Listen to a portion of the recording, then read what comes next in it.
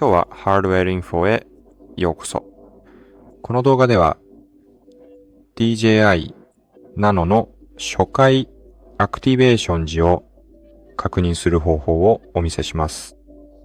これはデバイスケアの有効期限を知るためや、そのデバイスが正規品かどうかを確認するためです。まず最初に DJI Mimo アプリでプロフィールを開き、デバイス管理タブを見つけてクリックしてください。次に、ご自身の Osmo Nano カメラを選択すると、ここにアクティベーション日が表示されます。以上です。ご視聴ありがとうございました。この動画が参考になれば幸いです。それではまたお会いしましょう。